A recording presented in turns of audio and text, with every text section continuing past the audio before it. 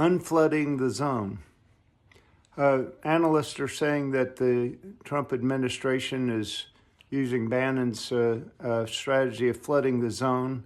Well, the large business world has had a history of it. It was called a Canadian author by the name of Klein, I forget her first name, called it the shock doctrine. Excellent book, by the way, showing how, and then later we heard shock and awe by the neoconservative hawks back in the Bush era.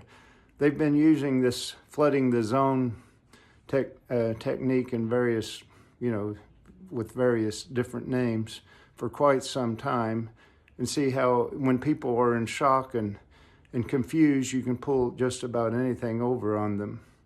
So Chris Hayes has come out with a book that I've ordered. I haven't read it yet, but looking forward to it. That's about our battle for attention and how our attention through social media and things like flooding the zone has been scattered, and we don't know how to focus and come up with rational, effective solutions to things because we can no longer focus. We've lost that ability. But if we learn to focus amidst all the confusion, it could be a whole different story. And today I was watching the news and they were talking about the firing of the inspector generals. Well, with all the shit going down, all the crazy things, it's hard to focus on any one thing, but my mind immediately latched onto it that let's separate this one stream from the flood, and let's look at it as honestly and impartially as we can. The inspector generals are bipartisan people who are their whole job is to get rid of waste and inefficiency and corruption, and to be legitimate whistleblowers, and to make sure that the whistleblowers are heard and that problems get solved. So they're like continuous quality improvement agents, and these are bipartisan. And of course, like any government official, they could be corrupt. But do you really think that these that a whole slew of these inspector generals are likely to be highly corrupt? And do you think that by taking them away, washing it away, and replacing them, that the replacements will be less corrupt? It's not even feasible.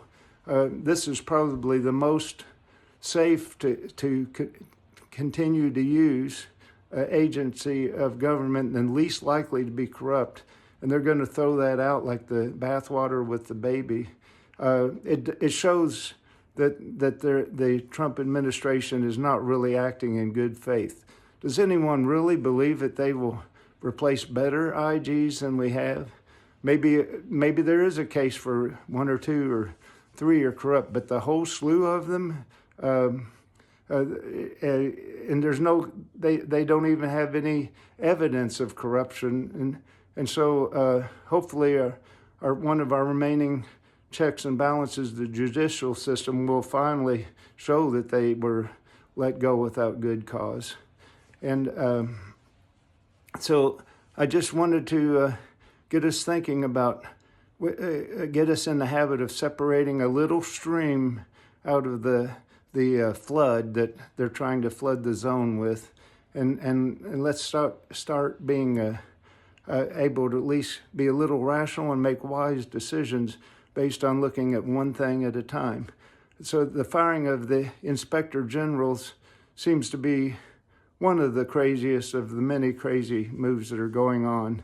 And I think if we look at it carefully and as objectively as possible, I know we're all biased to see things from our own tribe's lenses, viewpoint, but if we try to get down together and come up with some sort of sensible democratic solution, it's hard to believe that all these inspector generals are highly corrupt when that's their whole job is to stop corruption.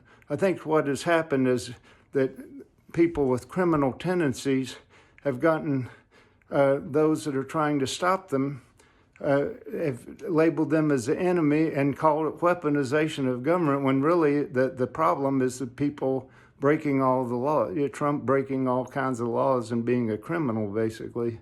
But now he's is an actual felon. He's had 2 impeachments. And so instead of saying, maybe I'm doing something wrong, all these people that are against me are weaponized agents of the government, so we'll just get rid of all government. So those on my side know what's actually going on looking at it from a save government point of view, save democracy point of view. No, it's just all guys to to dismantle government and get government out of the way of the oligarchs' need to be able to play in the sandbox without any interference whatsoever. Thanks for listening to me. Sorry, I rambled a little bit, but I always do. But hope you get some good points out of the rambling. Thank you.